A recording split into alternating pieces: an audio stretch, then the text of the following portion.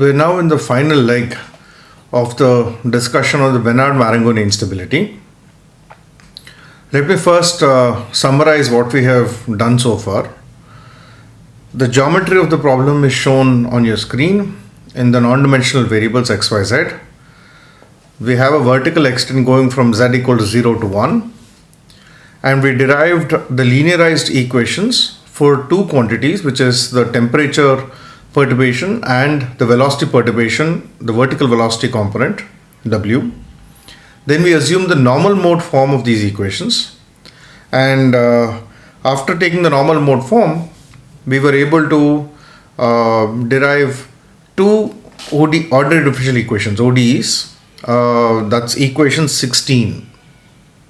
So the f and h are the eigenfunctions for the vertical velocity and the temperature respectively.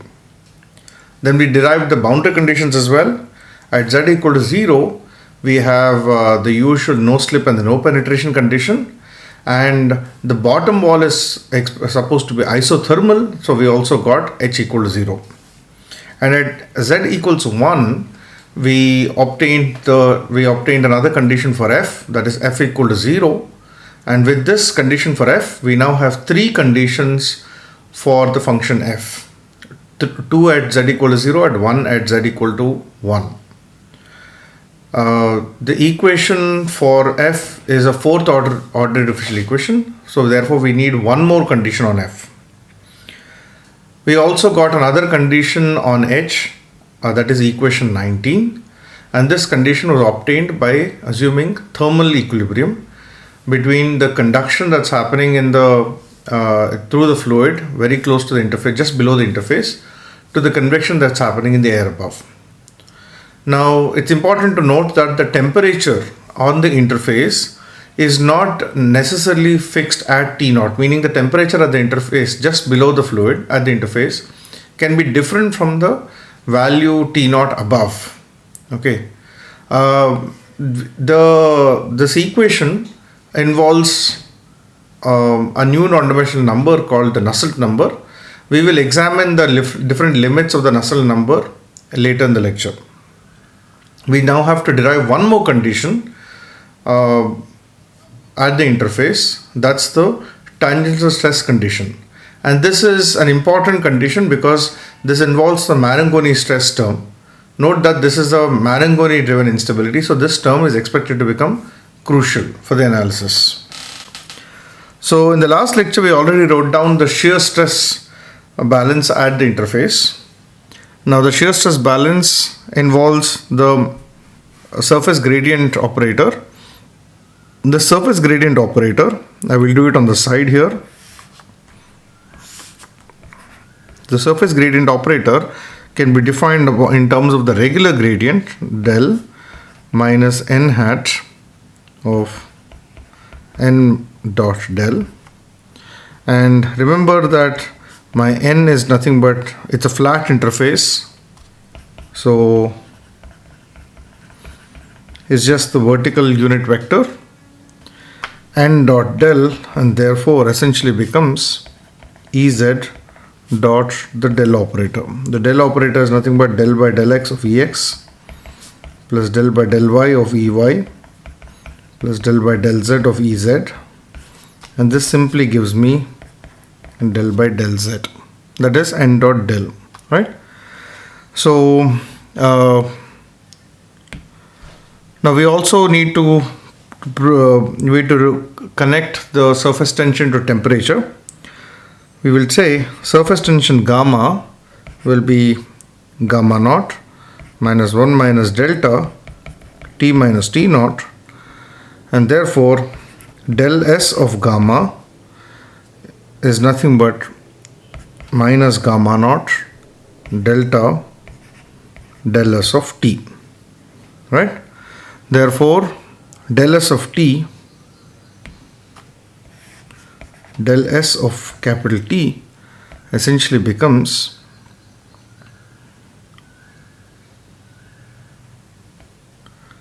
del minus n dot del of t. Let's evaluate this. That's gradient of t minus n dot, that is Ez, of n dot del, that is del by del z of capital T. Now the gradient of t has three derivatives, that is del by del t of x, del by del t of y, and del by del t of z. The last term will cancel out and we simply have del by del t of x Ex plus del t by del y of Ey.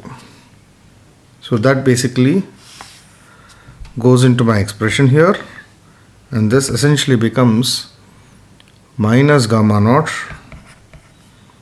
delta times del t by del x Ex plus del t by del y Ey. This is expected because the surface gradient is nothing but for a flat interface. All the variations of the temperature are taken to be only along the flat interface, and there is no going to be no contribution from the vertical part because the surface derivative is only along that flat interface. So the variations of t along the interface are nothing but del t by del x and del t by del y, and that's exactly what enters the surface gradient term.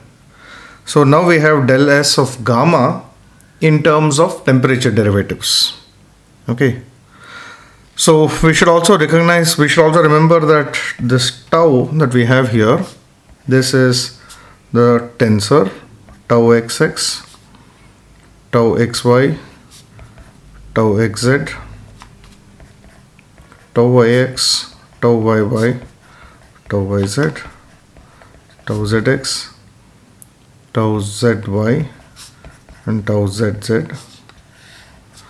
One can calculate the use n dot tau dot t is equal to minus t hat dot del S of gamma. This reduces to two parts. Okay, so x component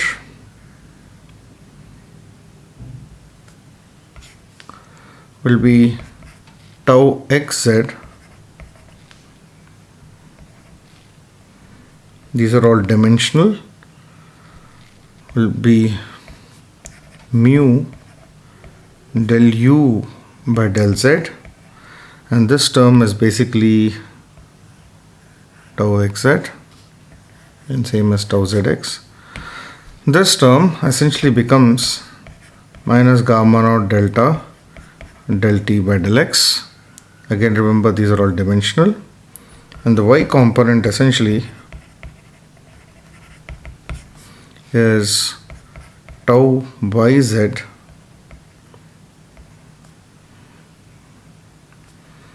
is mu del v by del z, and this is minus gamma naught delta del t by del y. So we have two equations here, and what we can do is let's call these equations as equation A and equation B. So let's take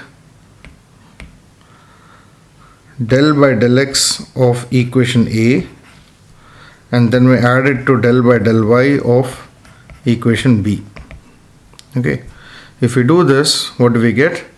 Del by del x, that is mu times del by del z of del u by del x plus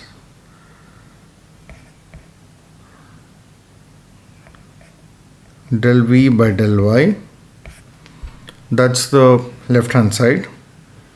This essentially becomes minus gamma naught delta. We have del by del x of A essentially becomes del square t by del x square.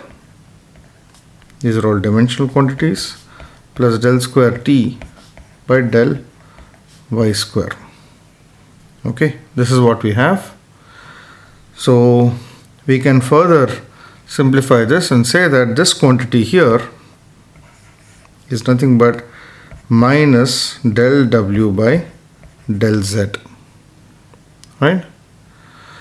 So we have mu del square W by del Z square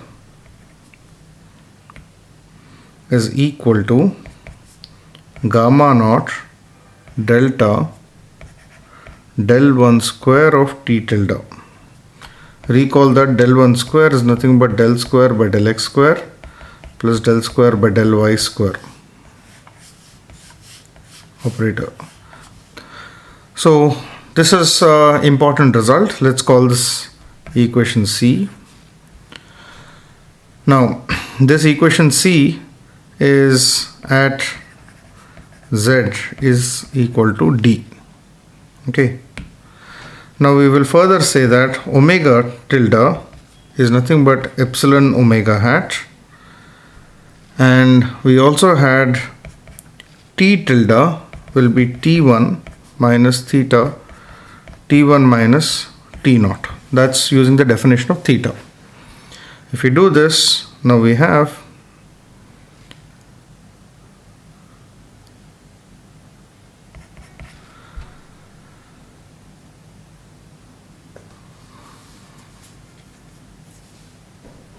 and we want to non-dimensionalize them as well. So we have mu, the non-dimensional velocity uc, del square W hat by del Z square will be minus gamma naught delta del 1 square of theta times T1 minus T naught. Okay, this is what we have.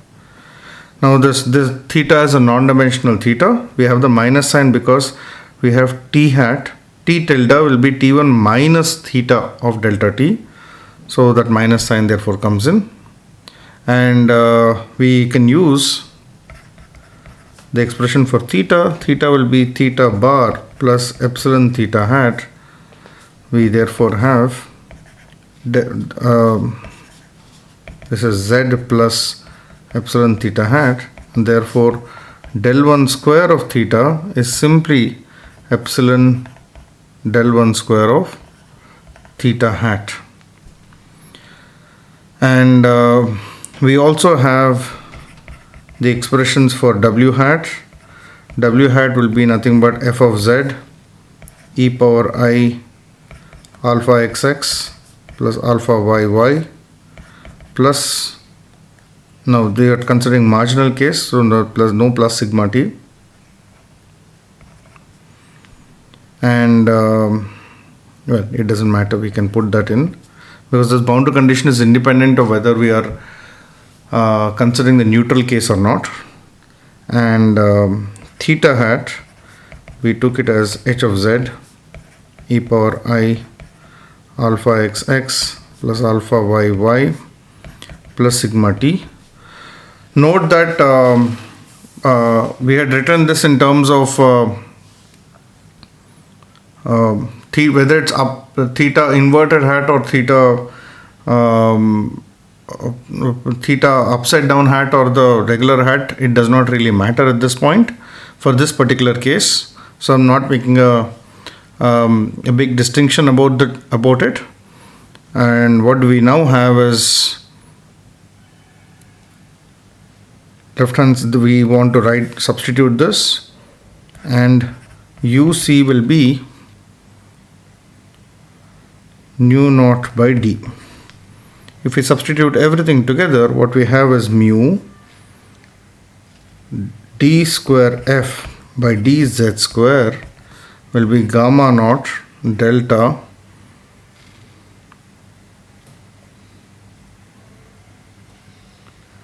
alpha square of h into T1 minus T naught divided by UC Okay.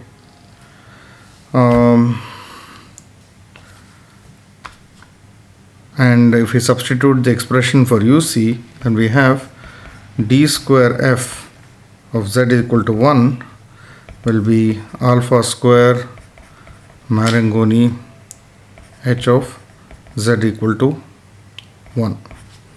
This is the condition that we obtain. This we'll call it as equation 20. This number, a new non-dimensional number enters. This number MA is called the Marangoni number.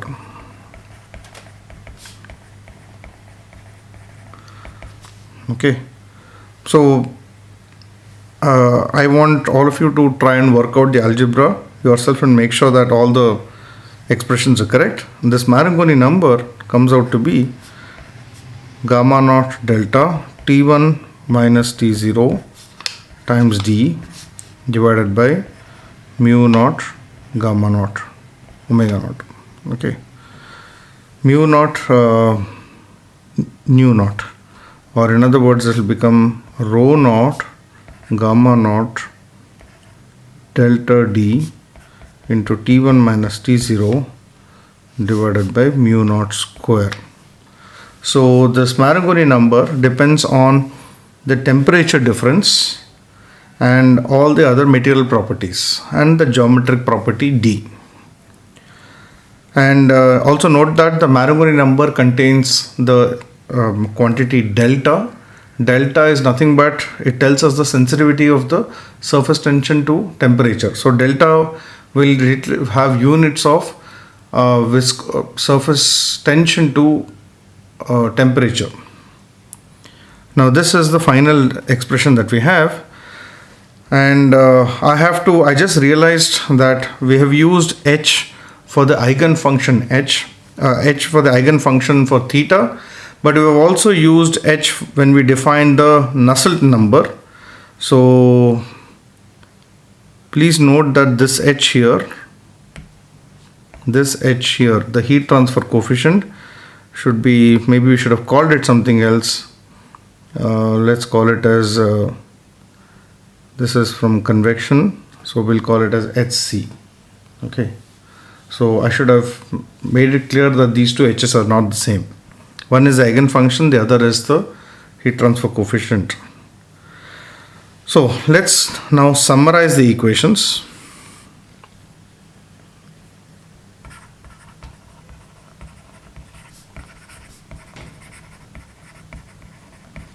Equations and boundary conditions.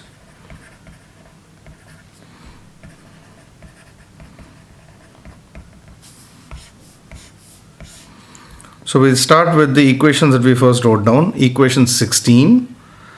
So we have, I'll write down the first equation for f, d square minus alpha square whole square of f is equal to 0. This we'll call it as equation 16a. Then we have another equation for h, alpha square of h is equal to minus f. This is 16b. Let me make sure that these equations are correct. Alpha square of h is, it's not minus f, sorry, it's plus f. A small correction, this is f. So now we have to write down the boundary conditions at z equal to 0. We have f equal to 0, df is also 0, and h is 0. This we called it as equation 17. At z equal to 1, we have f equal to 0. Then we have minus dh is the Nusselt number times h. And finally the last expression that we just now got, d square of f is alpha square Marangoni number times h at 1. So this we called it as equation 18, 19, 20. Okay. So now we have we have these equations. Now these are not, there are exact solutions for these equations, because we look primarily looking at the marginal stability condition. The general solution of 16a, I will state it without deriving it systematically. Because the derivation is not important, I want to finally show what we're going to get with this analysis. What will be the stability map? The general stability criteria would be, the general solution will be f of z will be a sin h of alpha z, then b cos h of alpha z, then cz sin h of alpha z plus dz cos h of alpha z. This is the general solution. Now using the conditions, what are the conditions that we can straight away apply? We can apply the conditions at 17, that is f equal to 0 and df equal to 0 at z equal to 0. We can also apply the condition 18. So what we have is, using f equal to 0, df is equal to 0 at z equal to 0, and the other condition, which is f equal to 0 at z equal to 1,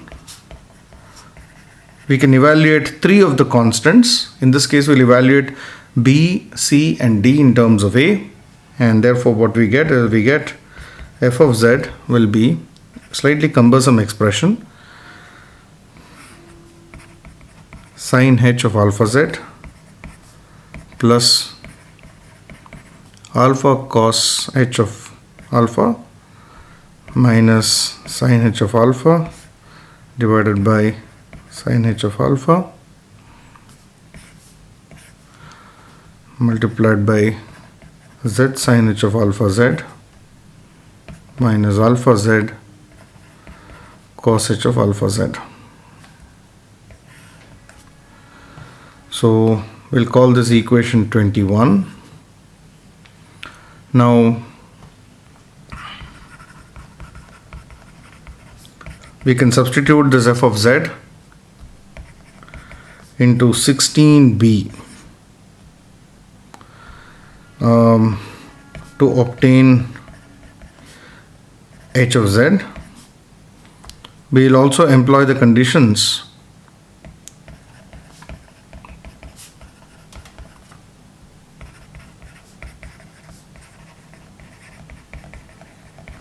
we'll also use the conditions h is equal to 0 at z equal to 0 and dh plus the Nusselt number of h is equal to 0 again at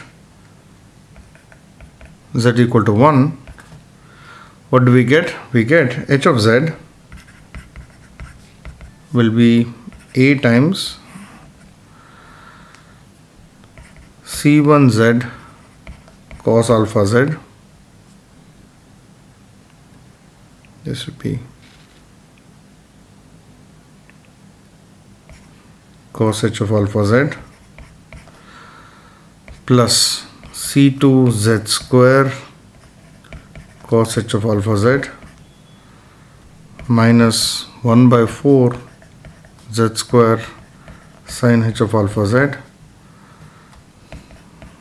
c3z sin h of alpha z plus c4 sin h of alpha z, where these constants, I'll write the expressions for these constants, but before that let me just say that if you look at these equations 16 and 17, 16 can be written expanded out, it's a fourth order equation. So you have d power 4 terms, you have d square terms, and you have alpha power 4 terms. It's an equation with constant coefficients.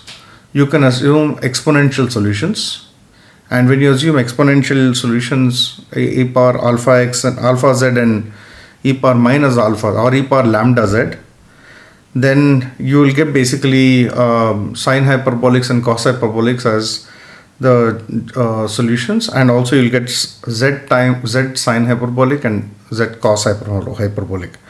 That's the general expression for f. Once you've done this, then you get, it's a routine, some tedious algebra is involved, but one can basically apply the conditions at z equal to 0 and z equals 1 for f to get equation 21 that you see on the screen.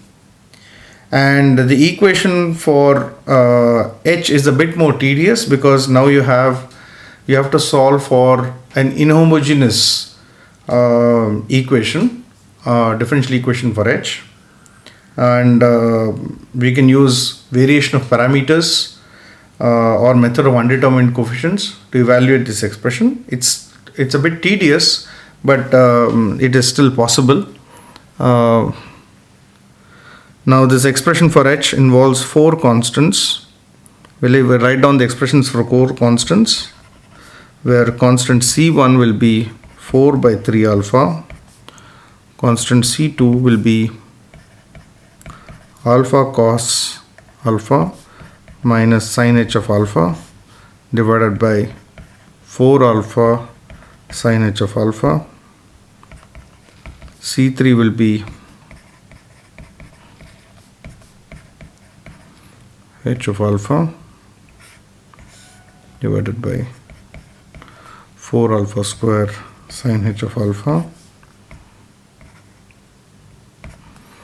and C4 will be minus alpha square cos h square of alpha plus alpha sin h of alpha cos h of alpha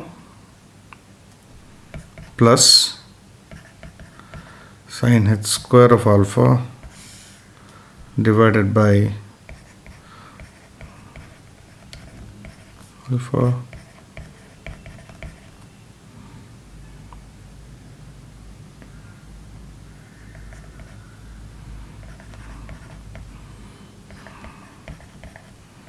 this is the first term, and then we have another term which is Nusselt number alpha square plus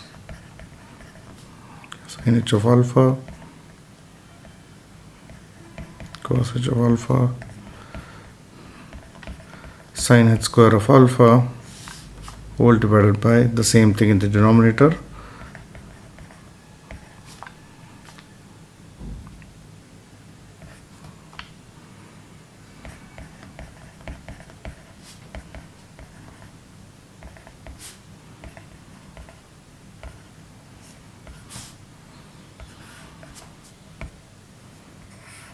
That's the expression for C4. So we have now basically obtained the expression for f of z and h of z.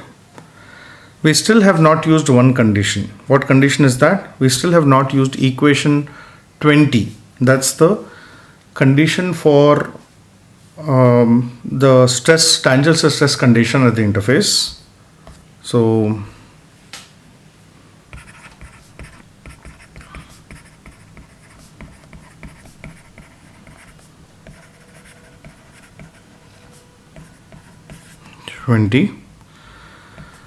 so we now have two conditions here. So let's basically write down, let's give these equations labels. They have 21, and equation for h of z is 22. So we have substituting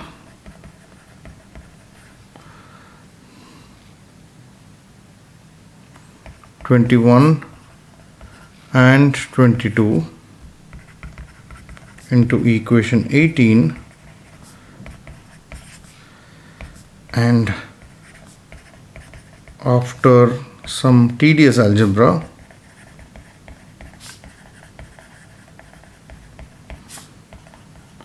we get an expression for the Marangoni number. We get an expression like this.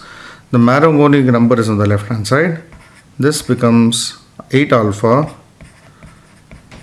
cos h of alpha plus Nusselt number of sin h of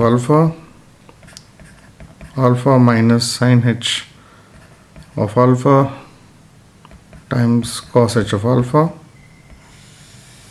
whole divided by alpha cube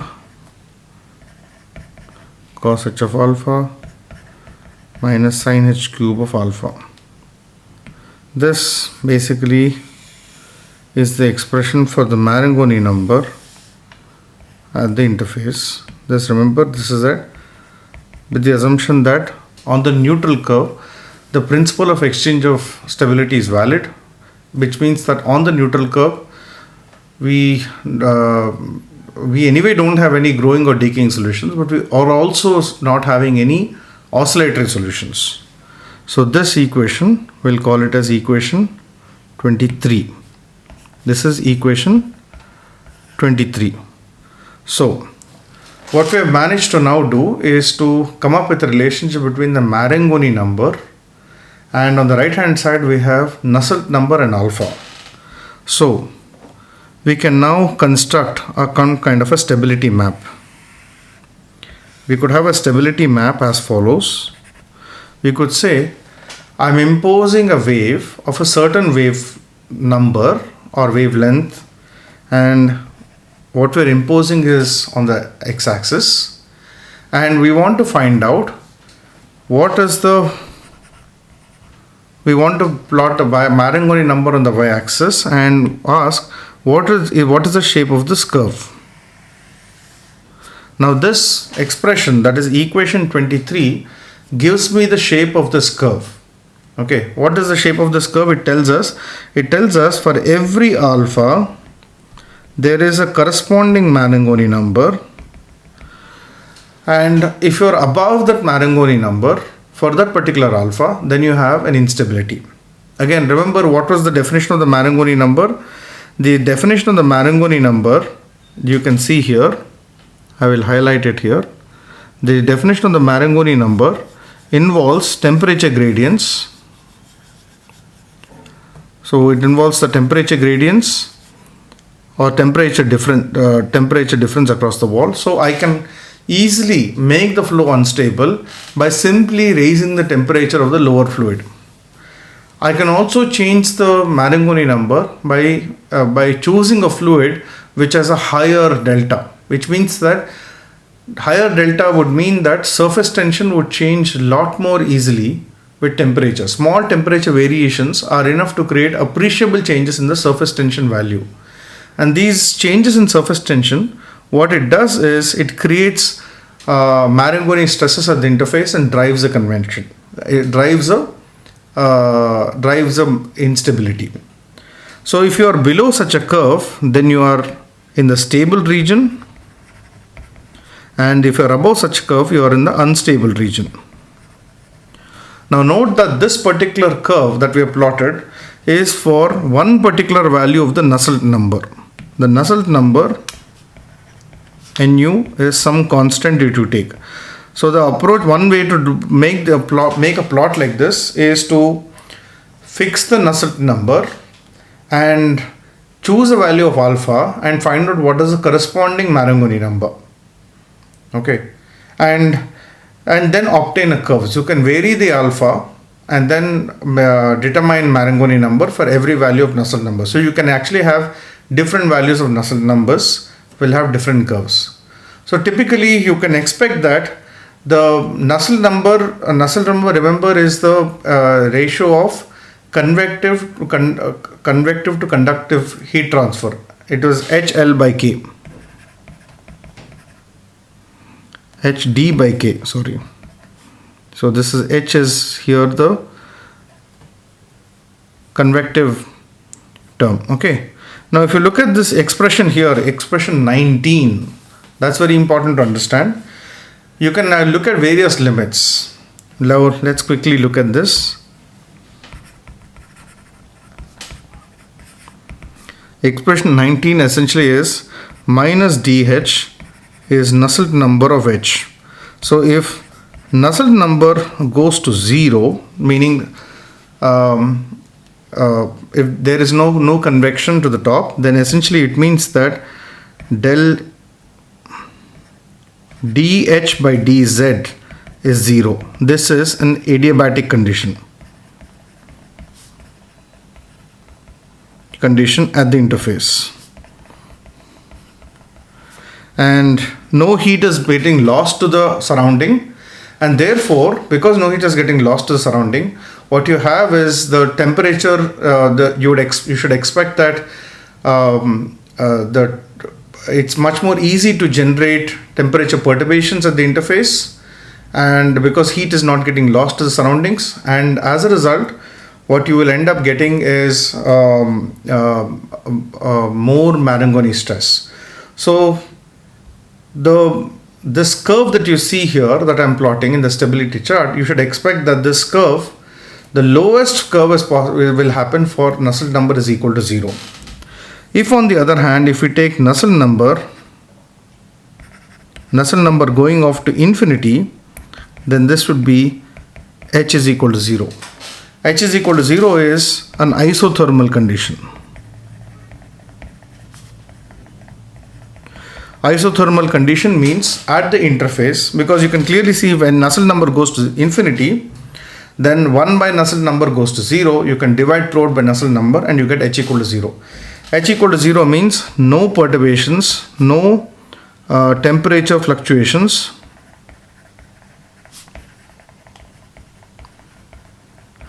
at the interface. If there are no temperature fluctuations at the interface, then there are no Marangoni stresses at all.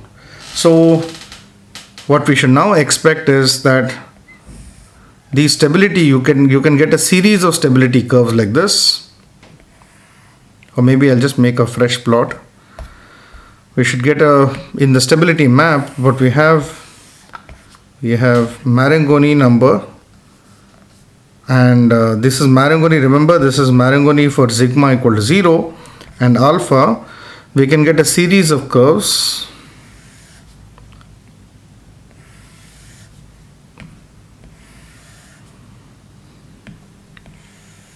and so on.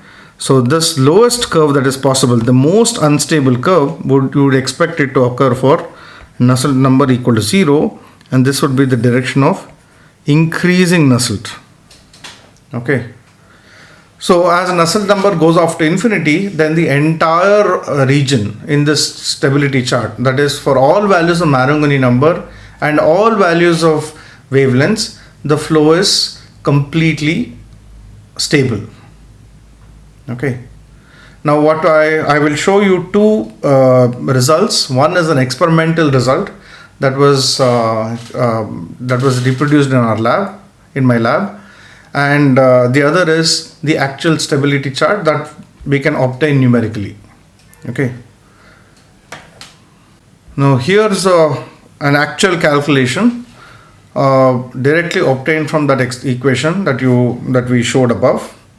The plot of equation 23, the Marangoni number versus Nusselt number, and as expected, you can see that as you increase the Nusselt number, the stability curve moves further and further away up, and the region of stability starts shrinking. Now we can also do an experiment. This is an experiment done. We've done an experiment where we have taken a heater and heated it to the bottom, and we have thin layer of silicon oil. And if you see the convection pattern, it's not you can see some hexagonal convection, polygonal convection cells. So what is really happening is that the fluid is actually rising from the bottom and then again dipping down, and because there's motion along the interface. So I hope you learned a new interesting phenomena in interfacial flows, the so-called Benard-Marangoni convection. And with this, we will conclude this discussion on this instability. Then we'll move on to other topics in the course. Thank you.